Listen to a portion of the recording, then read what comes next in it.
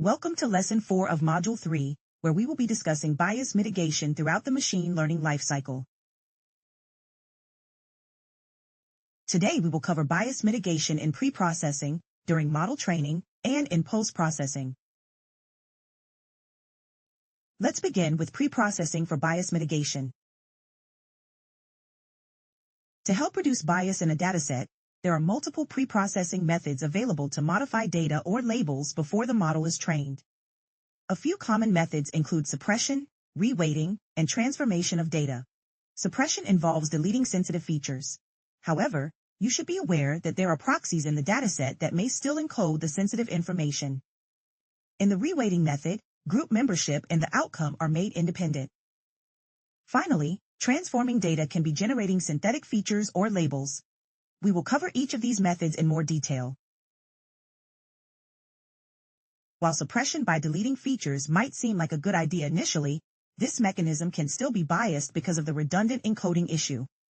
That is, if there are proxies in the dataset that encode the sensitive feature, deleting the sensitive features will not make a significant difference. Deleting features makes it impossible to disentangle effects downstream.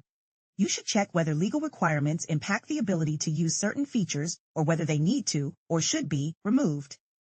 The image on the slides presents an example where law forbade the use of ethnicity as a feature in the banking industry. However, zip code acted as a proxy for ethnicity. The maps became self-fulfilling prophecies because hazardous neighborhoods, or red-line neighborhoods, were starved of investment and then deteriorated. The image shows the 1938 Homeowners Loan Corporation map of Brooklyn, New York, from the National Archives and Records Administration.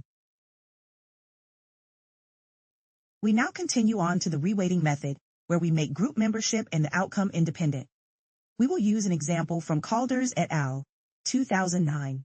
Note that the use of binary attributes for gender does not reflect Amazon's view on gender, but rather is descriptive of the research paper cited in the image on this slide.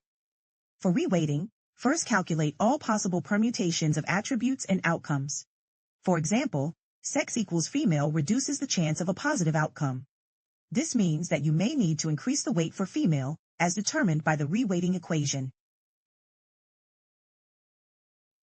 After calculating all possible permutations, provide the calculated weights to the ML algorithm to mitigate bias. According to the provided weights, the data points will be sampled, with replacement, leading to a dataset without dependency.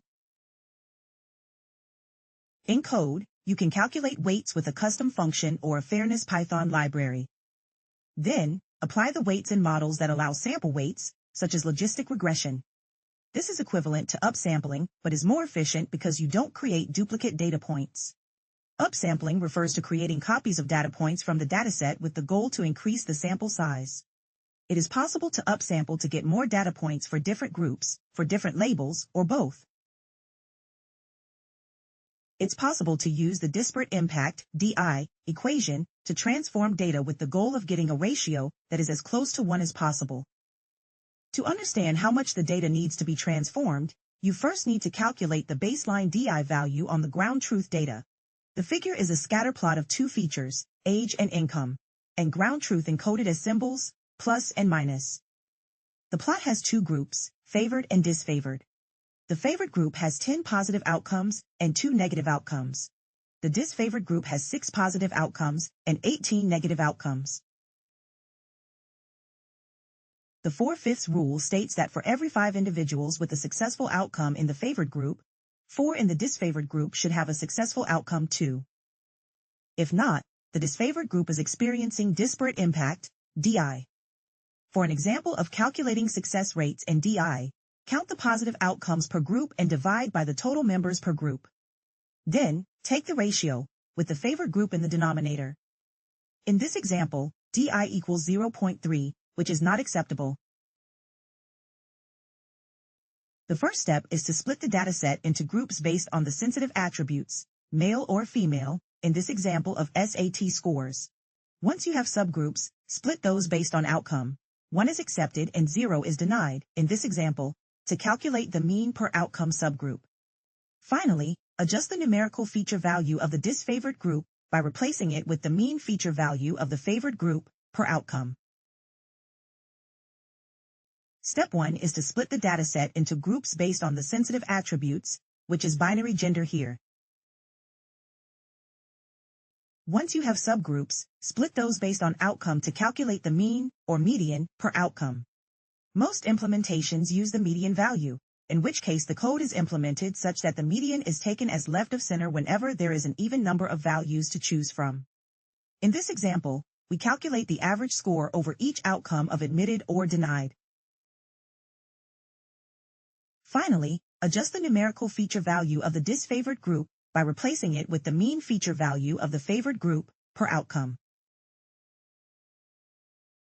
Transformation can be challenging in practice, so a common approach to address imbalanced datasets is to oversample the disfavored group. The simplest approach involves duplicating examples from the disfavored class. This can be problematic because exact copies of data points don't add any new information for a model. Therefore, it makes sense to create new synthetic examples by using methods such as the synthetic minority oversampling technique, SMOT. DI can be used to quantify the bias of a model by using the same equation, ratio of successful outcomes for two groups, for predicted labels. In this example, the model predictions don't meet the DI bar. DI value is just under 0.8. When you compare the predicted values to the ground truth, you can see that the model does not perform well in terms of general ML performance. There are some limitations of preprocessing methods to improve fairness in machine learning models. One limitation is the trade-off between accuracy and fairness improvement. For example, applying weights to data may decrease the accuracy of the model. Another limitation is that after removing information, you cannot re-engineer it back, so it may be better not to lose information early in the process. It may be difficult to verify whether all proxies are captured, and synthetic inputs can be far from natural distributions. Now we will discuss bias mitigation during model training. In model training, bias can be mitigated through constraints. Two methods include regularization and a fairness penalty term. Two popular penalties, or regularization procedures exist. The first is ridge regression, which is also known as L2 regularization. It is a popular regularization choice. This method penalizes the model by minimizing the sum of the squared values of all features' weights. L2 regularization will try to uniformly make all weights smaller, but not necessarily driving them to zero. Another method is lasso, which is short for least absolute shrinkage and selection operator, and also known as L1 regularization. This method penalizes the sum of the absolute values of all features' weights, shrinking some weights all the way to zero, due to the geometry of the L1 norm, or absolute value. A combination of both techniques is called elastic net. This method applies both penalties, usually with the effect of a compromise between the two. Note: before regularization, as with any other metric-based procedures, to avoid any scaling issues, remember to scale your features first. Similarly to regularization penalties, you can tune model fairness by adding a penalty to control the effect of sensitive attributes to the cost function. In this cost function, you can control the trade-off between accuracy and fairness by modifying the two hyperparameters alpha and beta. Bias can also be mitigated through adversarial training, in which a model competes with another model. Having a model working against another model is called adversarial training. In this method, the target model aims to predict the target with the best performance. The adversarial model aims to predict the sensitive attribute by using the output from the original model. If fair, the target is not useful for the adversary model to predict the sensitive attribute. To do this, a fairness metric like statistical parity is required. The original target model should do as well as possible while minimizing the success of the adversary. Let's walk through an example. Assume that you are working with a standard tabular dataset and training a model as you normally would. One of the columns, XA, is a sensitive attribute. Provide all features X and the ground truth label YT as input to train the target model MT. Next, the model that you trained is used to make predictions. These predictions should be reasonably good according to ML performance metrics, such as accuracy and F1 score. Finally, the predictions can serve as input to a new model, the adversary model MV, that has the goal to predict the sensitive attribute. This method can be used to enforce demographic parity, equality of odds as described in Hart et al. Paper from 2016. Further, it applies without modification to the cases when the output variable and the sensitive variable, or both, are continuous instead of discrete. Ideally, the adversary model should perform badly, as we want it to struggle to predict the sensitive attribute. Finally, we will conclude with bias mitigation in post-processing. In post-processing, the goal is to mitigate bias by making modifications to the prediction label after a model has been trained.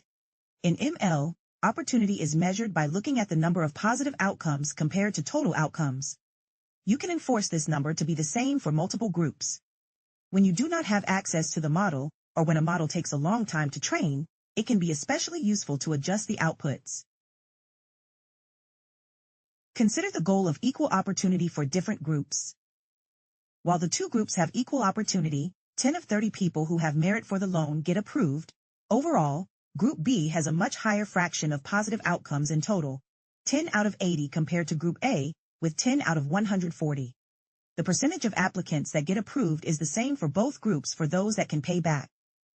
A model that predicts the same fraction to be approved will by definition not be able to get the same true positive rate, unless the two groups have the same split.